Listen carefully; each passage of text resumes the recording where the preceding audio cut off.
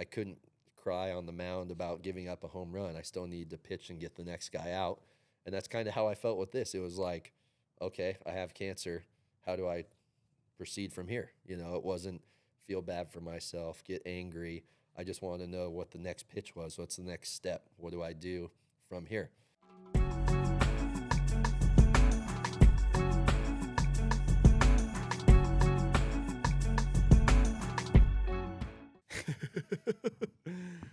All right. Well, welcome back. We are here with Adam Whitt. The intro for you is a hard intro to give. Obviously, you're a multi-sport athlete, got a lot going on between professional baseball, now working on the professional golf stuff that we'll get into. But yeah, man, how you doing?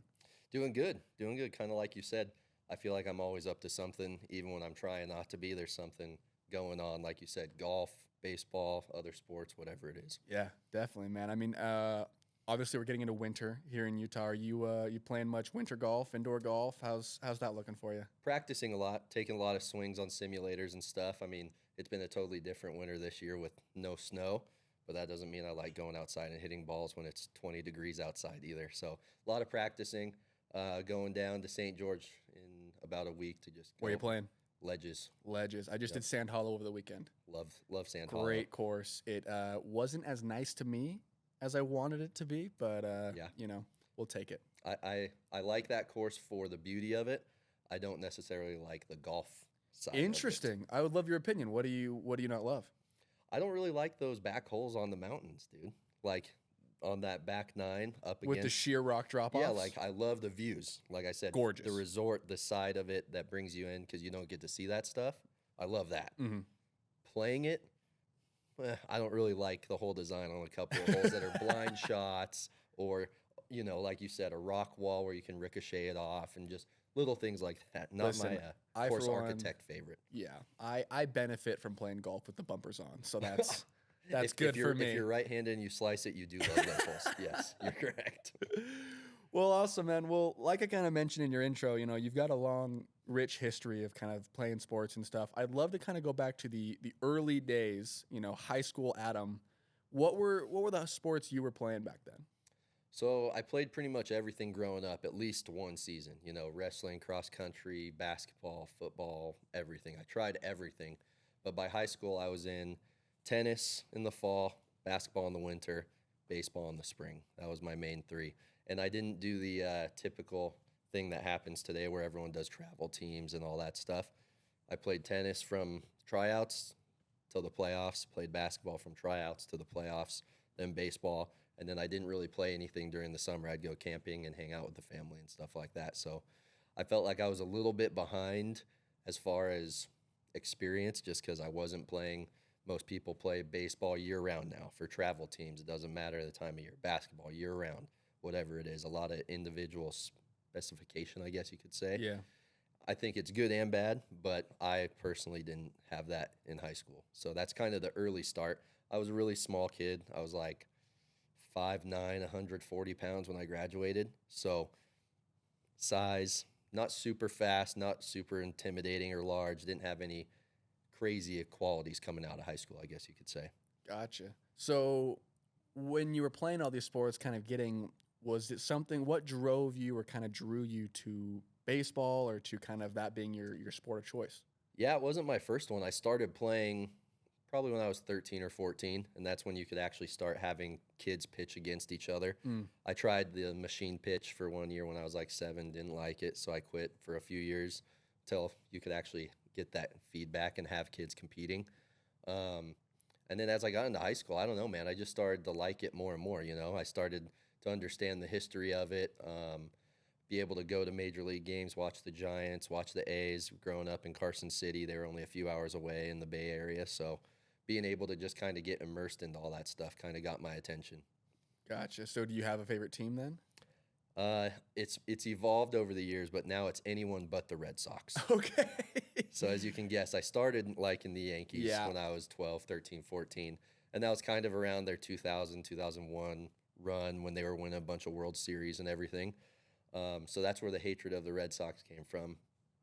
And then I kind of moved away from just Yankees fans to everyone but the Red Sox. Everyone still. but the Red Sox. Man, that's some deep hatred. Hey, it's like the Giants and Dodgers rivalry. You know, you're either one side or the other. Well, that's awesome, man. So then you kind of get into the baseball world. You're getting the history of it. You're loving kind of what that sport is. When did you start to kind of realize baseball was something you could take more seriously? I mean, were you immediately better than all the other kids? Were you hitting home runs in Little League? Were you pitching out, blowing out catchers' mitts? Like, what did that look like? Yeah, so kind of like I was saying, being a smaller kid, I was one of only 2 seniors my senior year in high school, and my other buddy that I played with growing up, he was going to the University of Nevada, Reno, go Wolfpack. He was going there on a scholarship, and I didn't really express any interest to my coaches or anybody. No one had ever really asked me if I wanted to play in college. I was actually a better tennis player, so I actually came to a visit at the U for tennis and tried a couple of junior colleges, coaches, stuff like that, talked with them. But based on financial stuff, only place I could afford was University of Nevada, their hometown, 30 minutes away from where I grew up, in-state tuition. And so I told my coach I wanted to play, and he was like, well, I mean, you throw 75 miles an hour and you're 140 pounds, man, like, not a big recruit. No one really can't just send you out and be like, you're going to LSU now, So he helped me talk to the local junior college in Carson City, and I went and did a little tryout for that coach, and he was honest with me and was like, listen, man, I don't have a spot for developing that much time. Like, we already have our roster set. You're a smaller kid. I don't see too much potential like this year helping out, so he didn't even really give me a chance. That's got to be hard. I mean, it made my decision. I was going to the University of Nevada as just a student, and no sports. And then, I don't know, like you kind of said, something that I think my mom instilled in me growing up that I didn't think about at the time was, I would go to a movie by myself. I was comfortable being independent, and she allowed me to do those things and kind of push me to make sure I was comfortable doing those things. And so the week before school at the University of Nevada, my freshman year starting, I just looked up where the baseball coach's office was, never met him in real life, and I just walked in his office, just cold walked in there and knocked on his door, caught him off guard, and he was like, hey, what are you doing in here? I was like, I want to play baseball. He said, we don't really do tryouts at the D1 level. That's not how this works at all. He's like, what's your name? Who are you? Are you even going to school here? And he took about 30 minutes, kind of sat down and was like, no one's ever done this before, so show up to weights on Monday, 5 a.m., and we'll give you a chance. That is incredible. What was your pitch? So at the time, I didn't pitch too much in high school. I only pitched 5 or 6 innings. I played shortstop. Gotcha. And sorry, I mean your pitch to him. Your pitch to how did you pitch yourself as? Oh, I mean, I think it was just being so naive. I just told him I would do anything to make the team. I'm like, dude, I just want to have a uniform. I don't care if I'm an All-American or a starter or whatever. I want to be on my hometown team, play. That way one day I can look back at a yearbook or a picture and be like, hey, kids, you see number 34? That's me. Yeah. Doesn't matter my stats. Didn't matter if I was good or bad. I just wanted to be on the team. So that was my pitch to him was I literally told him, I was like, dude, I'll do whatever I need to do. I'll show up to weights. I'll clean up afterwards, whatever you need me to do. And dang, like so he thinks he's getting like a manager at this point. Almost, yeah, literally. Wow. So he had me and one other kid do a month tryout, which I guess he was known for doing. He coached there for like 31 years. He's a legend, Gary Powers, shout out. But he gave us a month tryout, and at the month, every year, all the guys would be like, those month tryout guys, they got cut on the month. And so after that first month in September, called me and the other kid in. The other kid goes in, gets cut. He's leaving. He's like, good luck, man. So I walk in there thinking I'm going to get cut. Right. And he literally just sits me down and goes, if you were late to practice one time, I was going to cut you. If you got a bad grade, I was going to cut you. Like, he was looking for any reason, basically, to cut me. And I was always early, stayed late, cleaning stuff up in weights or practice, whatever it was, did all my study hall hours plus some extra, got straight A's that first semester. So he was like, I have no reason to cut you. I guess you're sticking around. That's incredible. I mean, from what you explained there, it sounds almost like being human, just being naturally, like living room for a mistake would have gotten you cut. But yep. I mean, when you were at this point, were you like waking up, was the focus still school or was the focus still baseball? Like, what was the drive and the passion at that point in your life? So it was a little tricky that first semester because I remember telling my mom and dad that I was going to try out for the baseball team, right? And I was taking 18 credits that first semester. That's a lot. Full. Like I said, I didn't know I was going to be playing baseball, so I took a full semester to be a full-time student and everything. And yeah, it was tricky because I wanted to be on the baseball team so bad. That's where my shift kind of started to change from, okay, I need to get good grades and do this stuff to go to grad school or whatever it is I want to do later. But and like I said, my mom and dad were trying, I think, to be nice and don't get your hopes up too high. Like, they don't really have tryouts at Division I schools, So if you get cut in the third month, don't let it destroy your whole life and everything type thing. But at the same time, each month as I kept going and felt like I was more and more part of the team, it was harder not to put my whole life and dedication into it, you know? I mean, it's a full-time job when you're a student athlete in college, especially at a D1 program between weights and study hall and classes and practice and all that stuff. You got to learn to manage your time, That's incredible. So then you get put on the team. You're there. You're now got a roster spot. I mean, at that point, was it still you got a season, we might cut you still, or was it pretty set in stone? Yeah, so I mean, that first year, to make it even more drawn out, kind of like what you were saying, the final day in January that they make the final 30-man roster, we had 31 guys. And so on that day, like I said, he brought me in and he was honest again. He goes, hey, man, we have 31. We can only hold 30. And you're the guy that kind of forced his way in here and we didn't plan for. We have all these other guys we have on scholarship. You're a walk-on. So we're going to redshirt you. So you're not going to play in any games. You'll practice and everything. And we want you to gain 60 pounds and come back the next fall and retry out, but be like a preferred walk-on, basically. 60 pounds? So I gained 58.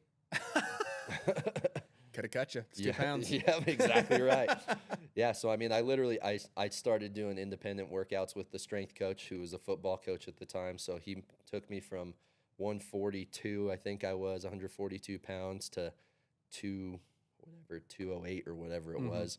Within a year, went from squatting, 135 max squat to over 400 pounds in a year, and just got to the size I am now, 210 pounds, 6'3".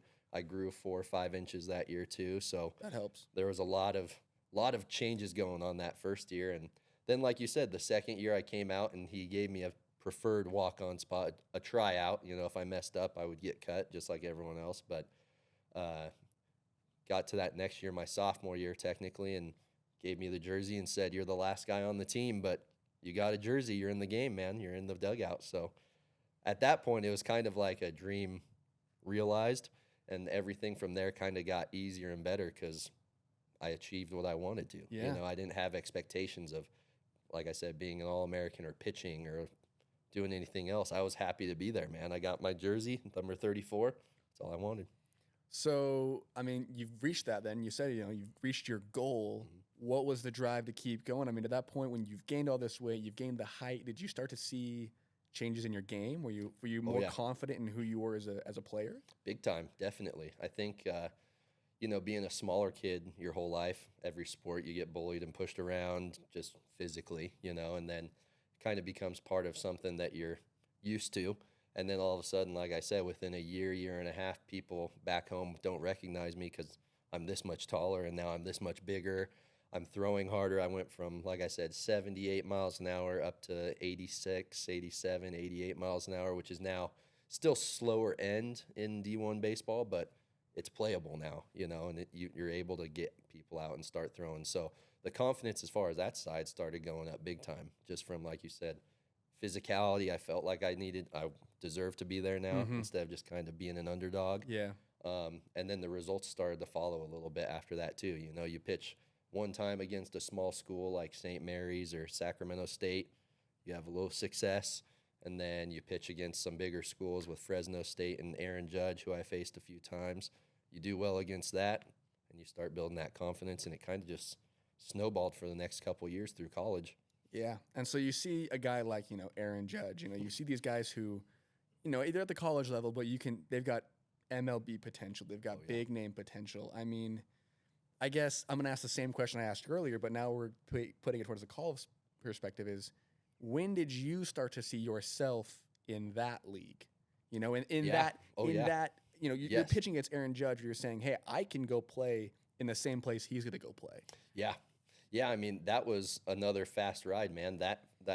My freshman year of baseball, but I was a sophomore, was 2013. And that first year, like I said, I pitched first half of the season 4 or 5 times, you know, 1 inning, something like that, not very much. But Mostly closing or? yeah, just in situations where, you know, if we were winning by 10 and I couldn't mess it up, they'd put me in, or like if we were losing by 3 or 4 and they were like, we don't want our best pitchers to come in, our closer now. Right. I would get those innings. And like I said, I did well. And slowly but surely, next thing I knew, I was pitching in a tie game in this 8th inning where it's more high leverage. Yep. And then blah, blah, blah, keep going on. And by the end of that 2013 year in the Mountain West tournament, our closer had struggled the last 3 games before. And so we were playing Fresno State, at Fresno State, Aaron Judge. Important game. Yep, a couple other guys who play in the big leagues now were on that team. And I came in the 12th inning in a 1-run lead and got my first save and struck out Aaron Judge in that inning. And that's kind of when it was like I just went up against this 6'6" giant, you know, that has all the MLB scouts up there. And I struck him out to win the game and end their season and keep us going. And that was kind of where I was like, you know, I think I can play in the Mountain West. It was that small. I wanted to just be good on my team. Yeah. And then that year I became one of the better pitchers in the Mountain West Conference. And then that summer I went and played summer ball and did good there. Came back with more confidence. And then I was all Mountain West selection the next year, and then just kind of grew from there, you know. It was like literally a roller coaster, like you said. Just keep on reaching new heights. I mean, that's incredible. And I mean, it's really exciting to kind of think about, you know, little Adam Whitt, high school, too short, too small. Yep. Nobody wants to take him. Not only, you know, mostly just because of physical prowess. Yeah. To then saying, hey, you know, you're now squatting 400 pounds. I mean, that's a big shift. Oh yeah. Did that same, you know, underdog mentality stay going into your senior year?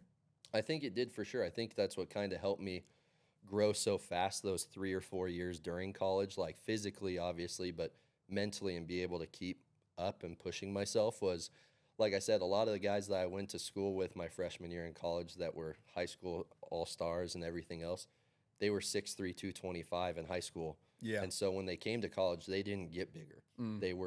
They got more refined and stronger and stuff, but they didn't gain 60 pounds and all of a sudden 10 miles an hour they threw harder, or 15 miles an hour, you know, it was like maybe 2 or 3. Yeah. And so I felt like that little bit of underdog, like you were saying, kind of kept me trending in the right direction, because I never took it for granted, because I knew what it was like to be small. Yeah. You know, 2 years before that, it was very fresh to me. It wasn't when I was 13 or 14. It was when I was 18 years old. That's incredible. It's interesting because this is actually relating to a conversation I recently actually got from a podcast I was listening to, but also a conversation I had with a high school coach the other day about it's something called the relative age theory, where basically in your age and how you grow up, you know, a lot of people don't peak in high school.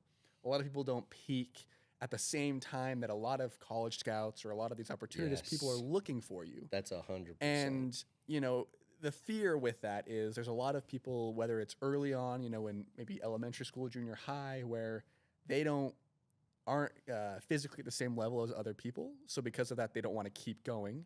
Or maybe they're going to peak later in life, in college or in these different spots, so that maybe we're not going to be able to see them as well doing what others, you know, could do. People don't always peak at the right time, especially in adolescence, especially in younger ages of their years. And so kind of seems like that's what happened with your situation. Yeah, definitely. I mean, kind of like what we were talking about a little earlier and what you were alluding to. I think me being able to play high school varsity sports I was one of the better players on all of my teams. I wasn't the star by any means. Like, you know, Aaron Judge could dunk in high school. Right. I could not dunk in high school. I can dunk now, but I couldn't dunk in high school. Stuff like that. So if I could compete with those guys at the size physically that I was, by the time I caught up in college, I think it kind of made me jump a lot of people, just because I already had other skills that people didn't have to if they were already big. And so it kind of meshed in the perfect way. That's incredible, man. It's cool to see, as somebody who I grew up at later in, I grew a height after my high school experience. Obviously didn't have nearly the athletic ability, but it's good to see an underdog, take it and kind of run with it. And so I guess as we're continuing this story here, so you're in your senior year, you're going, had you had professional conversations at this point? Did you know there might be a draft opportunity for you? What was your outlook at this stage in your career? Yeah, so the summer before my last year of baseball in college, I got invited to play in the Cape Cod Baseball League. And for people who don't know baseball, it's invite only. All the best players in the country go play there every year. It's something like 90% of the players get drafted the next year. That's go incredible. Play there. So it's like the all-star league from everywhere. So you play against LSU, Vanderbilt kids, University of Nevada. We had 2 kids, me and one of my teammates went, but we were the first ones in years to get invited to go there. So, I mean, it's only the cream of the crop. All the kids that play for Team USA baseball, they go play Cape Cod, stuff like that. So I got invited there and was, again, a small mid-major University of Nevada invite. So no one from all these bigger schools had ever even heard of it. They called it Nevada instead of Nevada, and didn't even really know who I was. And I pitched, I think I started the summer season like 25 scoreless innings or something and tied a record there for, it's been around since 1900, this league. And I was setting records. And I had first time I met with someone, a Diamondback scout that was like 70 or 80 years old, came up and he goes, "I've never heard of you before, but now you're an all-star and you're one of the best players in the league. What's your story?" I gave him this brief rundown. And he goes, "Oh, that's awesome. We have a $50,000 free agent contract for you if you want to come play for the Diamondbacks tomorrow." Like, it was that quick, where I'd never talked to a scout. My parents weren't pro athletes, didn't play in college, so no family experience. Right. Now all of a sudden, my parents were barely making $50,000 a year, and this guy's giving me $50,000 right in front of my face for the first time. It was kind of intimidating and crazy and overwhelming. How did you manage that? Did you have an agent? How did you kind of, that's a new world. Yeah. So, I mean, I called my parents and my parents were both like, "Dude, that's a lot of money. Like, but you have another year of school left. You've already done 3 years. We want you to finish." And of course I'm telling them I can finish whenever I want. I can go back but I might not get this again, And then my coach in college at the University of Nevada, his name's Jay Johnson, and he's the coach at LSU. They just won the College World Series this last year. Called him, and he was like, "Hey, this is the beginning. Don't take this first offer, man. Like, I know you don't know, and you don't know anything, but," he kind of put in perspective. He goes, "We're going to be a top 25 team in the country this year if you keep coming back with all the other players that we have. And I'm telling you, you're going to get drafted higher, you're going to get more money, and you're going to finish your degree, like all these other things." So he's the one that stepped in and kind of laid it out and was like, "Listen, I know 50 grand sounds like a lot right now, and you're worried about if you get hurt or whatever." He's like, "But I'm telling you, this isn't the right decision to do right now." So he helped me, and then he kind of helped point me in the direction of how to navigate getting an agent, because at the time in the NCAA, you can't have an agent with NCAA regulations. So we had advisors that would help you beforehand, because I met with all 30 teams in the MLB. Every team I met with a scout throughout the year, and some of them multiple times. I met with the Yankees guy 3 or 4 times, and I met with the Dodgers guy 5 times, and Red Sox. One Red Sox guy. And I told him my views, and he was like, "Well, you don't have to like us, but we'll still pay you." And I said, I'll do that for any team. So that's kind of when it started to change my mind of everyone but the Red Sox, But yeah, and then my agent or advisor at the time kind of helped steer my decisions on, if you're getting this much talk from scouts and they're telling you that you're going to get drafted here, this is the money for this and this. And so a lot of learning that senior year, as well as playing the season and having a good season, learning all the ins and outs of the stuff that, like I said, literally one day after the game, I'm getting ready to leave the game, and the Diamondbacks guy just goes, "Here." I was like, "What do I do with this, man? Like, do I sign it right now?" And he's like, "Yeah, if you sign it now, you leave tomorrow." And I'm like, whoa, I was planning on going back to school in 2 weeks, Yeah. and now I've got this pro baseball opportunity. So it was another kind of fast and crazy ride on that side too. But yeah, I met with every team, and end of the season, we had a really good year. We were top 20, top 25 in the nation in baseball at Nevada, just like my coach said. And we had 7 guys drafted that year too. So, success in the team level. Yeah. If all of us are doing our job and we're all getting attention, everybody's kind of benefiting from it. So that's kind of how that last year went as far as navigating that stuff. And That's incredible. So for the listener that doesn't know, where did you get drafted?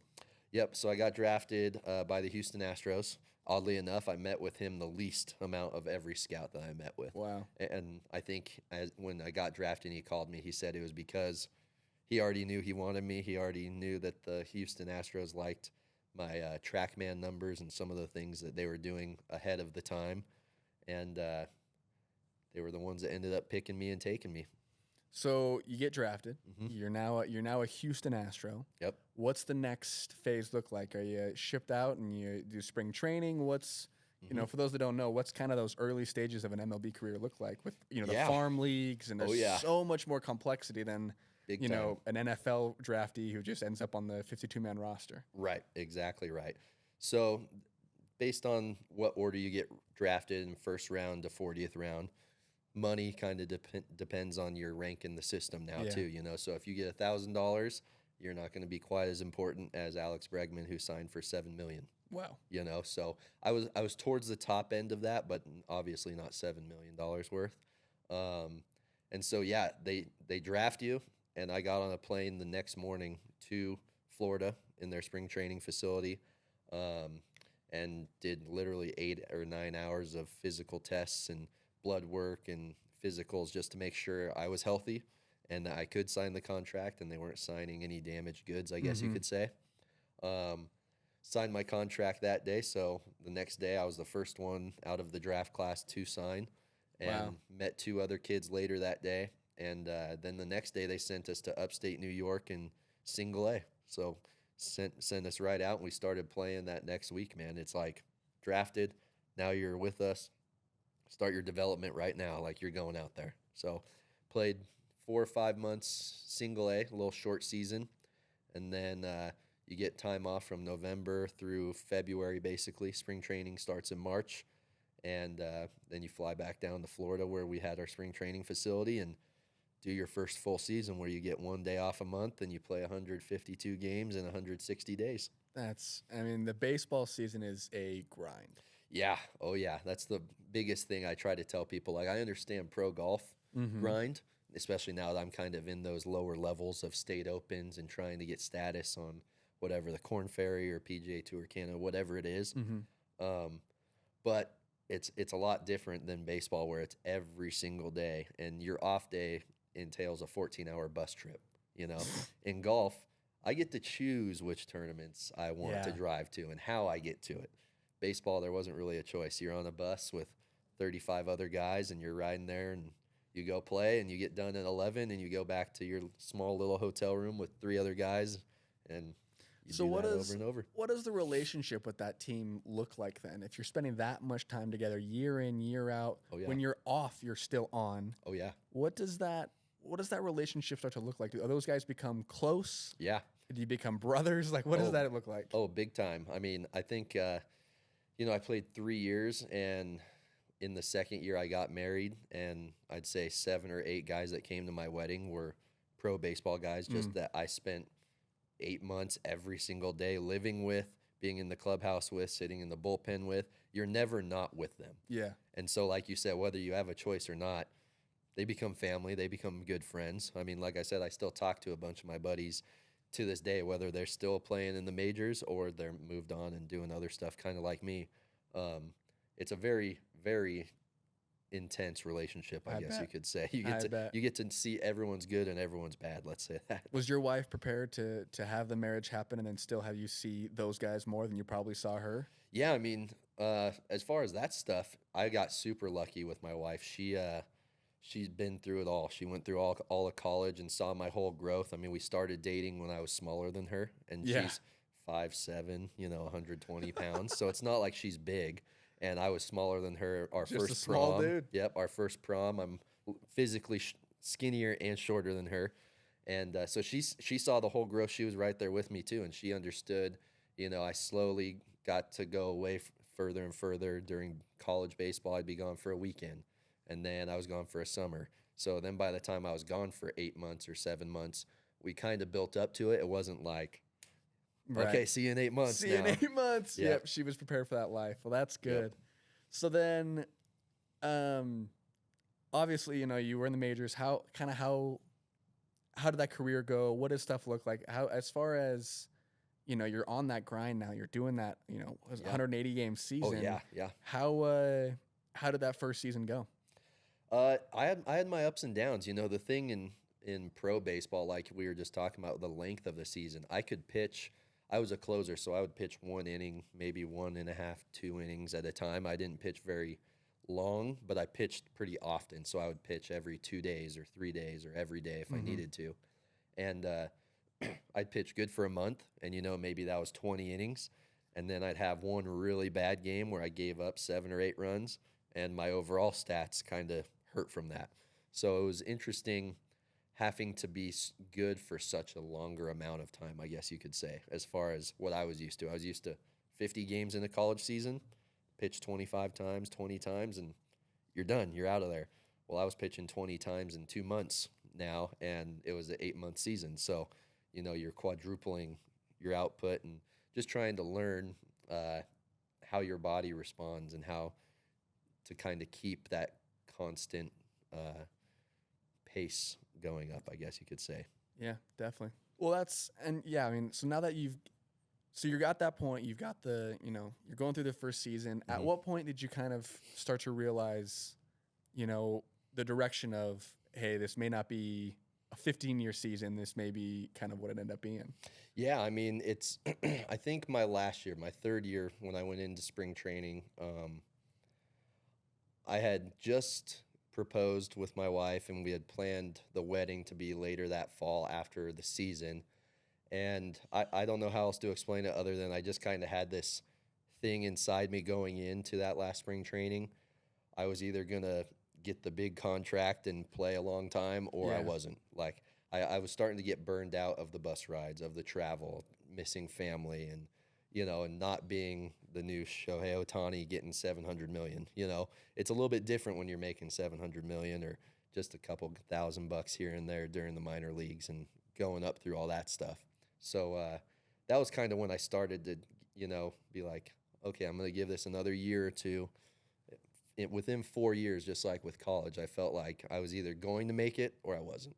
And so I kind of put that timeline just for myself, and I started to feel it that third year. I was definitely starting to miss people when I leave for a little bit more. I'd want to be home a little bit more, maybe make a little bit more money or find something else I wanted to do as a longer career. But yeah, that third year, that was definitely when it started to creep into my mind a little bit. So if you're at that point, is that the missing family, the missing opportunity, all that kind of stuff, is that what kept you from wanting to do the single A, triple A, kind of that grind of a life? Is that why after that third year you were kind of like willing to walk away? Definitely.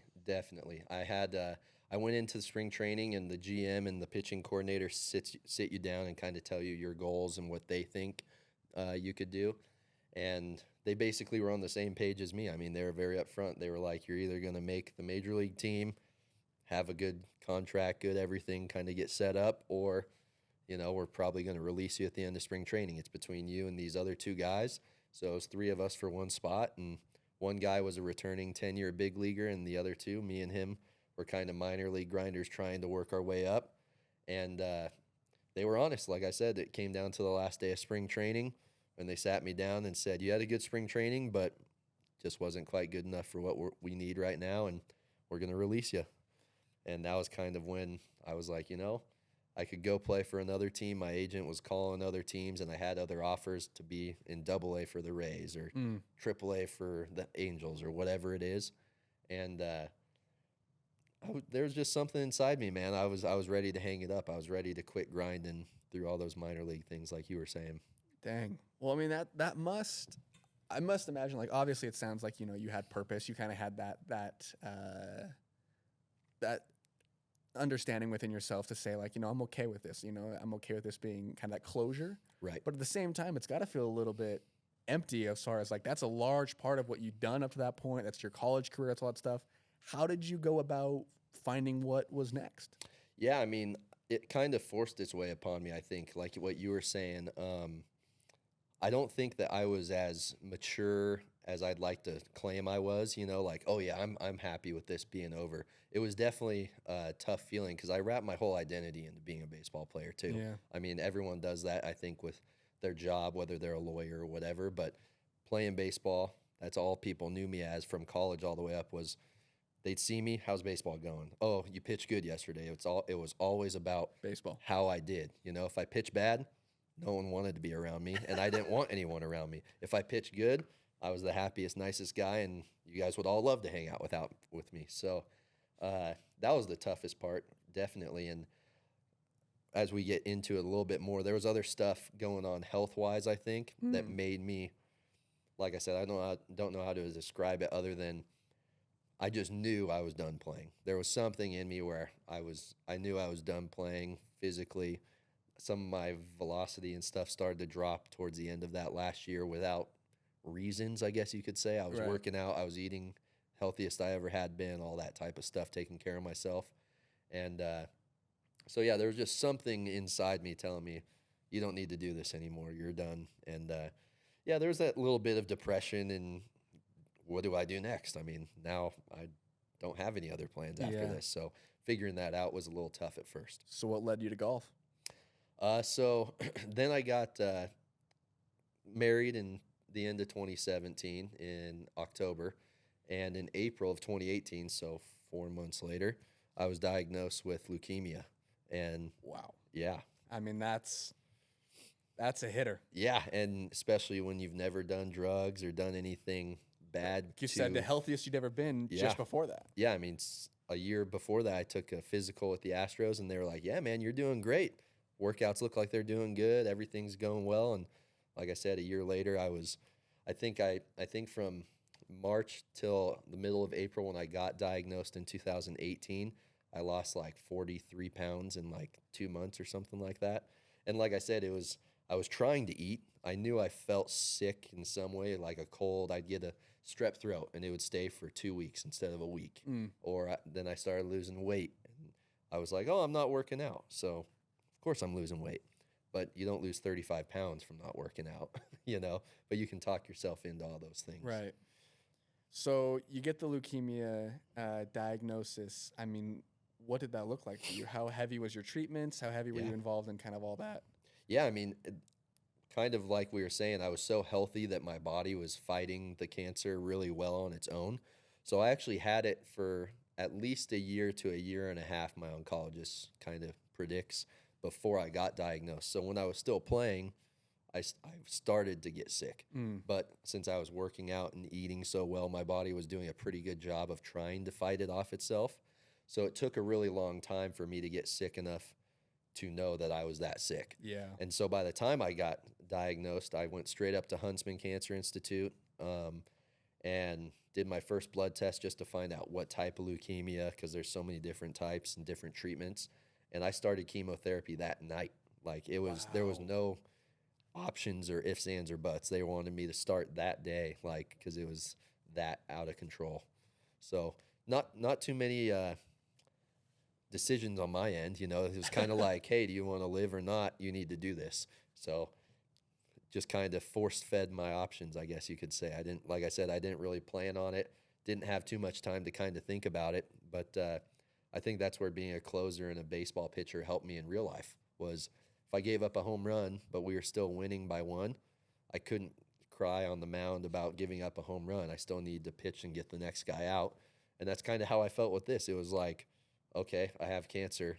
How do I proceed from here? It wasn't feel bad for myself, get angry. I just wanted to know what the next pitch was. What's the next step? What do I do from here?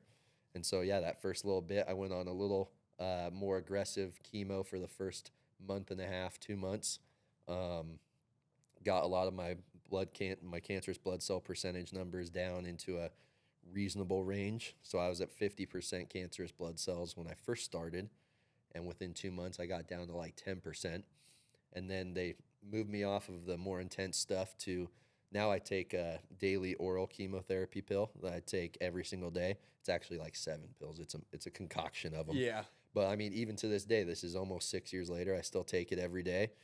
But just about 2 weeks ago, I had my last blood test, and for the first time in 6 years, it was undetectable, all 0.000%. Congrats, So, man. That's awesome. yep. So another 6 months on this drug that I've been taking, like I said, and there's side effects from it, but it's better than Chemo. cancer Yeah. and hardcore chemo, Yeah. so I can live with them. But another 6 months, and yeah, no more chemo for me. So I'll be back to like you normal people, not taking it. Dude, that's incredible. And I think, I mean, that just adds another like kind of notch to your belt in the Adam Whitt resilience story. You know, that is, you know, getting, you know, didn't get college baseball. Doesn't matter. I'm going to go walk in. I'm going to go take care of it. Right. You know, going to go find a way to get that Mountain West All-American. Going to go find a way to get drafted. And then, you know, when something as crazy as chemo stands in front of you, like a lot of people would blink. A lot of people would take a step back, but Right. then you're able to kind of go through it. So as you're going through this, I mean, this chemotherapy situation, you're going through cancer, you're going through all this recovery. I mean, I mean, obviously a lot of the focus is just surviving and making sure that you're going to be okay. But as far as like for passion and hobby, what are you looking for in that regard? Is that where golf came in? Oh, 100%. Yeah. So my dad played golf my whole life growing up. I'd gone to the driving range and mess around, but I never really played golf. You know, I didn't take golf lessons. First time I went and played PGA National in spring training with one of my buddies, I broke his driver because Nice. I hit the ground with it. You know, I was swinging as hard as I could, didn't know what I was doing. Typical baseball swing. And yeah, I mean, I went from, like I said, 210, 215 pounds, squatting 400 pounds to, dude, it's hard to get up and walk around the block, and 170 pounds and looking like a 170-pound cancer patient. So I needed something to do. I've always been active, like I've been talking about sports. And what's easier than riding in a golf cart and hitting one golf shot and getting back in the golf cart? So that's kind of where I started playing golf as far as seriously. It was just something that I could do, get outside, be in the fresh air, go play golf by myself or with friends. And just kind of like everything else in my life when it comes to sports, I kind of dive in a little bit deep. Go all the way in head Yeah, first. Yep. So started playing, like I said, 2018 kind of seriously. And by 2020, I was placed in the top 5 in amateur tournaments around local stuff, you know, Ledges Amateur, Salt Lake City Amateur, all that stuff. Shooting good scores under par. And then that's kind of when I was like, how do you even turn pro in golf? You know, I was playing against local PGA pros here in the Utah section, and I was beating some of them. I was shooting better scores than some of them. And so I kind of started looking into that, because what better way to get paid than shooting 68? For sure. Well, correct me if I'm wrong here, but it almost sounds like, you know, if by some miracle tomorrow I started shooting these types of scores, which, you know, that's not in my current game. Obviously, every time I work with you, it gets a little closer. But, you know, if I was in that perspective, I don't know if my mind would go towards, hey, how do I go pro in this? Because that Right. seems like an unattainable dream for me. Right. Having done the professional baseball thing to you, do you think that helped you mentally say, like, no, that's a goal I know I can hit, even if it's not a sport you've played your whole life? 100%. I feel like even now, like I said, this is my, 7th year into golf full time, kind of going for it. And it's going to be my, May will be my 3rd year of being a pro, like full time playing and teaching and everything. And I think that's where I still have a leg up when I go to these tournaments and I play with other guys, you know, 28, 29, 30 years old, kind of like me, is the mental side of it. I watch a lot of them have breakdowns or get pissed off about certain things. And I just know from my baseball experience, you can't have those highs and lows if you want to be consistent, you want to be good. And I've pitched in front of 15,000 people yelling at me, telling me that I'm terrible. So there's no real pressure to me as far as being on a golf course, especially when it's all in control of me. There's no defense out there. You know, there's no batter I have to strike out. There's no fans chirping in your ear while you're warming up to pitch, all that stuff. So it definitely gives me a leg up. And then the other thing I think too is, you know, when you're quote unquote a week away from death like I was when I first got diagnosed, what is there to be afraid of anymore for me? You know, if I go and I do turn pro and I suck, okay, so I suck. Then I go and I teach golf, which is still awesome. Like, that's the way I was kind of looking at it, you know, was what do I have to lose, man? I'm still alive. And okay, so if I suck at golf, at least I tried it, you know? It gave me that extra perspective, I think, too, where I'm really not afraid to fail at anything anymore, man. Because like I said, I've been there feeling and knowing I might not be here tomorrow. Yeah. And when it's that reality, and I hope a lot of people watching don't ever have that, but I can tell you when it does happen, it kind of opens you up to be okay to fail at certain things. Yeah. I mean, what an incredible perspective to have. I mean, that's something that people pay thousands of dollars to coaches, to people to try and find. And obviously, like you said, you don't wish that on anybody, but to have found that perspective in the way that you have is also a testament to a level of resiliency that I think a lot of people won't necessarily find in the first try. So big time. That's incredible, man. And so we're at this stage now. We're here. We're with professional golfer Adam Whitt, professional baseballer, Utah Section PGA. I mean, how has that baseball experience now helped you translate into what you're trying to do now? And I mean, what's the big goal at this point? What are we chasing? Yeah, I mean, when I first turned pro, you know, it was mostly to play, at least in my mind. And then joining the PGA of America and kind of going to different seminars and getting your Class A really opened up and showed me how much I love teaching. Like, I've always taught baseball. I've taught tennis or basketball or whatever it is. And so I knew I enjoyed teaching other people. I love the enjoyment of seeing someone get better when you help them with something.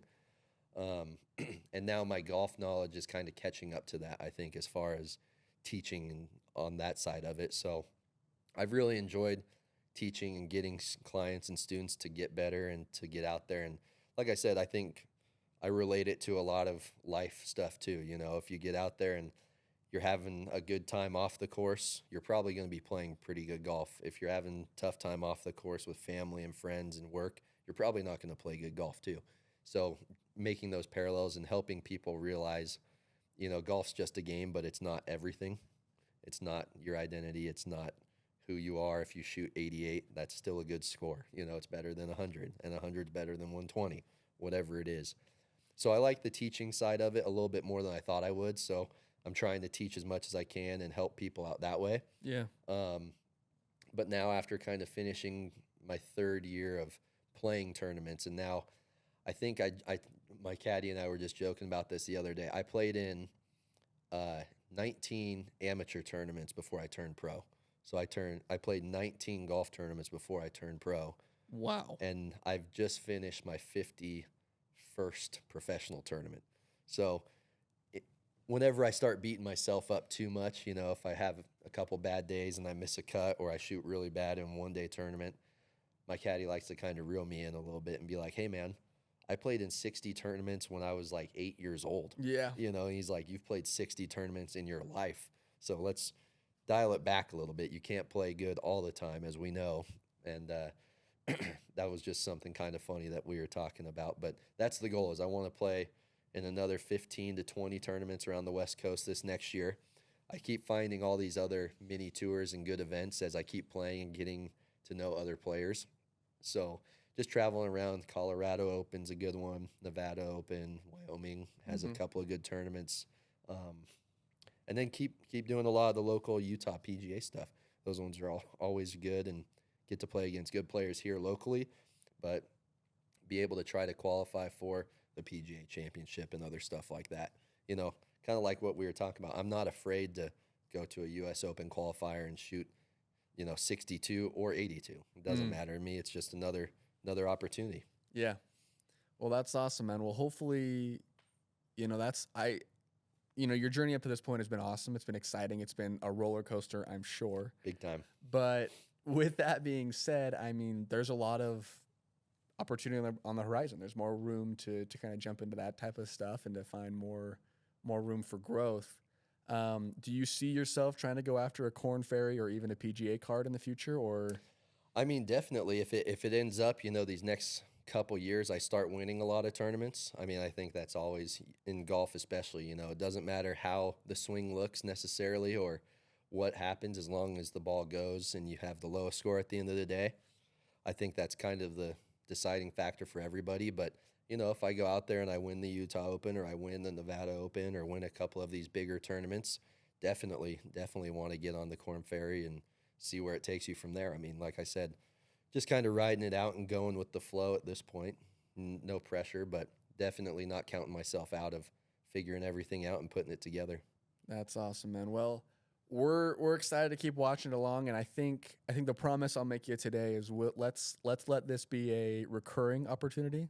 Let's chat again. Let's kind of follow. I mean, I love to follow you along and kind of see what you're building, and let's let the listeners do that as well. So we'll keep catching up with you here in the next few months and throughout the year, and kind of see how these events have gone. I know that at least the next time we'll get to see you play is the Long Day Challenge. You coming out again this year? Absolutely. Love that event, dude. You guys do such a good job with it. And it's so much fun. It's a really fun event. And so we're super excited to have you out again for that. And I know last year your team came in with some big promises that we didn't quite see. Yep. So we're ready to see you guys win it this year. And that's a challenge to anybody else who wants to come and play in that. So that's right. Yeah, man. We appreciate having you on. Yeah, thank you guys. Love talking with you. Okay. Talk soon.